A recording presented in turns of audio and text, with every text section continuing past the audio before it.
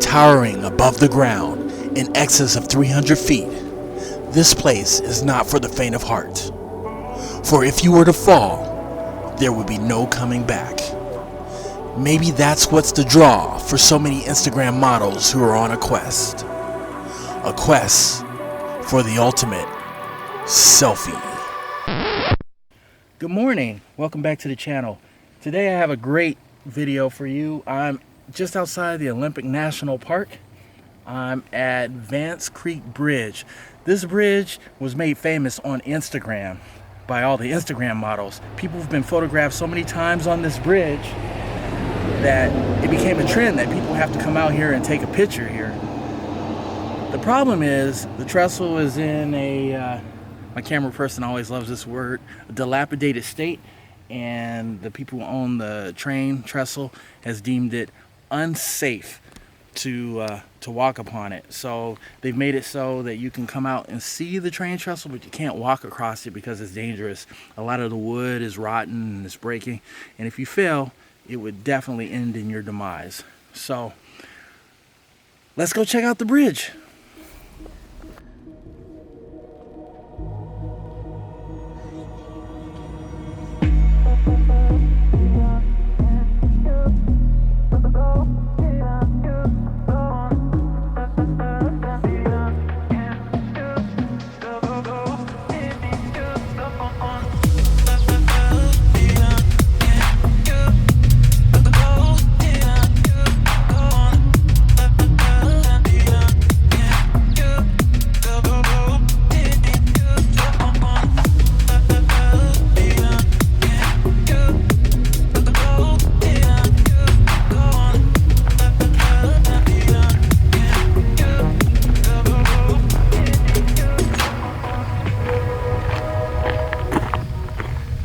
So the walk from the trailhead to the Vance Creek Bridge is about a 15-minute walk. It's not very strenuous. It's a pretty easy walk. It's a dirt road, and it's highly trafficked.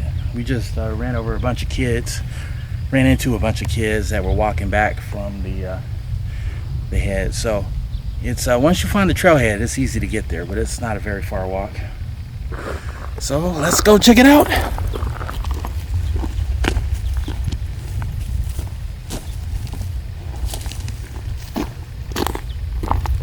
So we're at an intersection here where there's a sign that shows the side view of the Vance Creek Bridge is that way, or you can go excuse me, COVID cough. That's not funny, but anyway,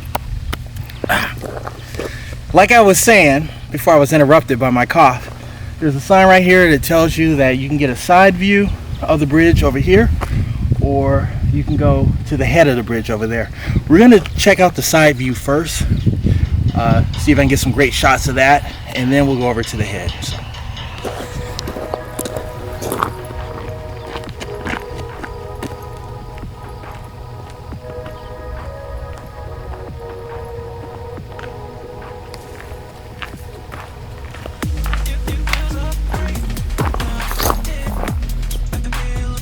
The portion of the trail that broke off and took me to the side view of the bridge required a 10-minute walk. The trail took me through a beautiful canopy of forest, which kept me cool the entire hike.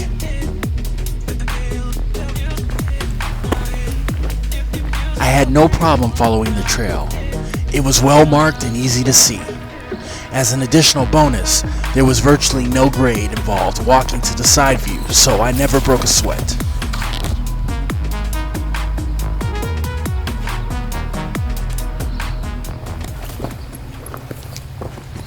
Look at this amazing forest we're going through.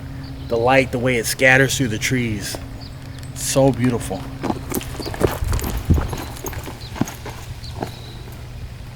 Oh, I guess it goes this way. Looks like we got two choices. We can either go left or right. So I'm gonna go to this right one right here because it looks like this might be our first view of the bridge. It looks kind of sketchy. You definitely don't want to fall down there.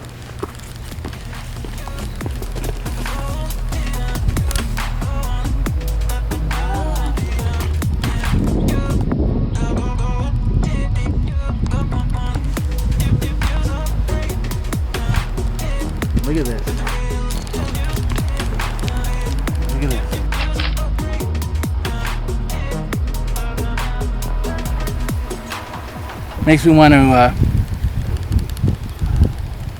fire off my drone. Just might do that too. All right, firing up the trusty drone. Hopefully we get some awesome video of this trestle.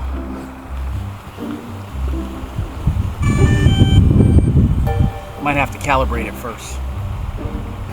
There we go. Go fly. Do we need to calibrate? It's getting windy. That's never a good thing. It took me a minute to get my drone in the air. Calibrate. But hey, technical difficulties is unfortunately the way of life. At least it is with me. I'm dizzy. There we go. Cannot take off. Of course you can. But the one thing I have going for me is perseverance. Oh, ready. The low point has been updated. Please check it on the map. Here goes nothing. Take off. Here we go.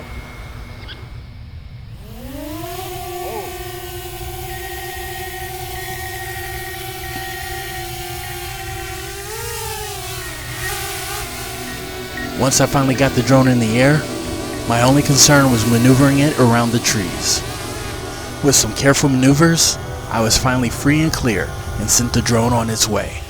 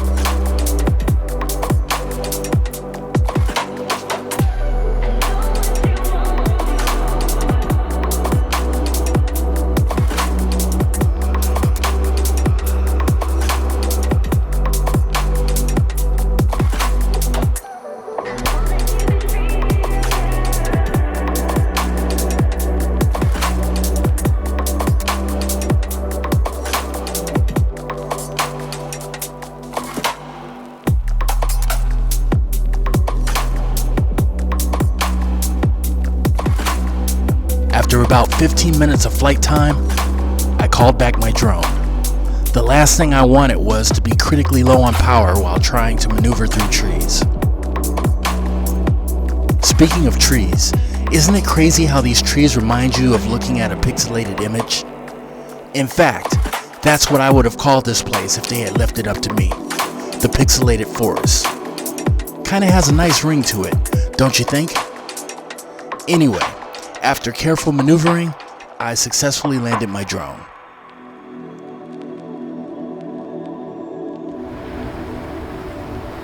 Well, got some great footage of the bridge. That was pretty awesome. This is only the side view, so now we're gonna go over to the actual bridge and check out where people actually mount this bridge and walk across. I'm not gonna do it because it's considered trespassing. Otherwise, I'd be all about that, but I definitely want to check it out. So we're back on the main trail from the side view. Now I'm going to head over to the actual head of the bridge and check out the view there. Then we'll call it a wrap.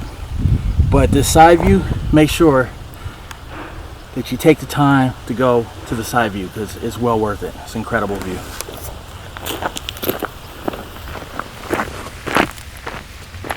It's about a 10-minute walk from the side view intersection to the bridge. Along the path, there isn't much to see, but the view at the end of the trail more than makes up for the lack of things to see along the way.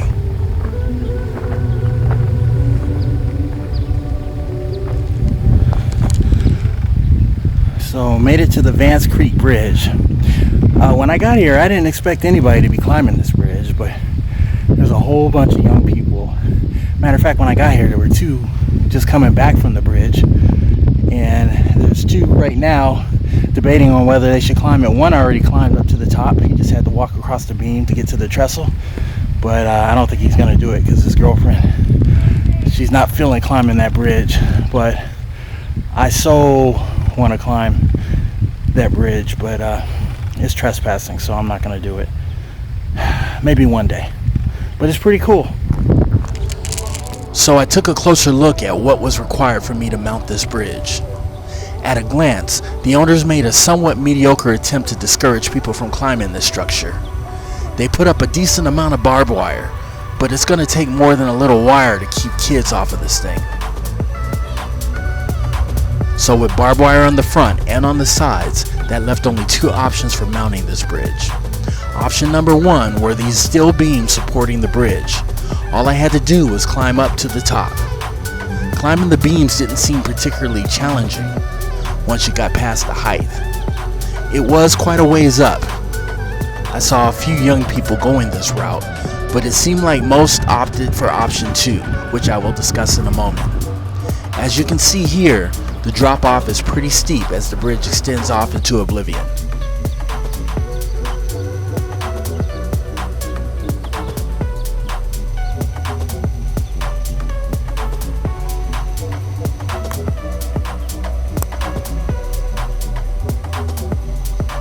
The other option was to tie a rope and climb onto this concrete slab.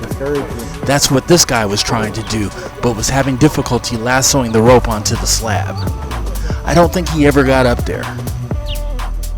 Now let's take a look at what's in store for you if you manage to find your way to the top. Once at the top, you have to negotiate balancing on these beams until you get to the planks. That would be no big deal if it wasn't for the height involved. It is quite a bit of distance. All I can say is, your balance better be damn good. Once you make it to the planks, it's gravy from here. It's at this point you can enjoy the comfort and safety of walking on these 100-plus-year-old planks. What could possibly go wrong? But it's so worth the risk for that epic post on Instagram, right?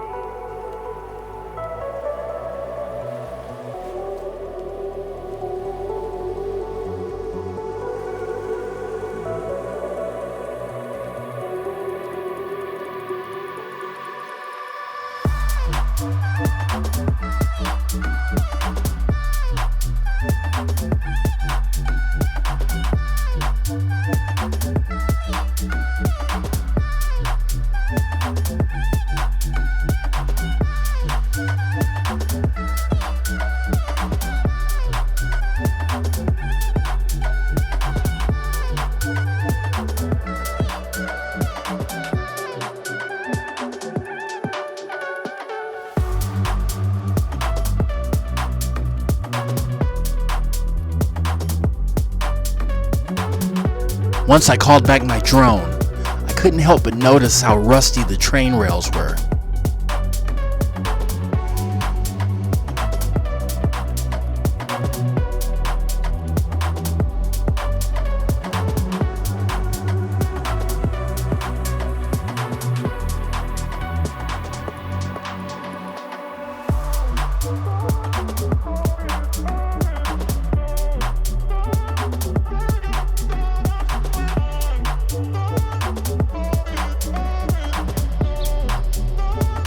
This kid had just returned from walking on the bridge and was waiting for his girlfriend, who was crawling back on her knees.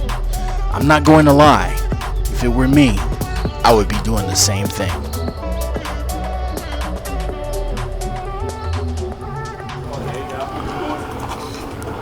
Drop.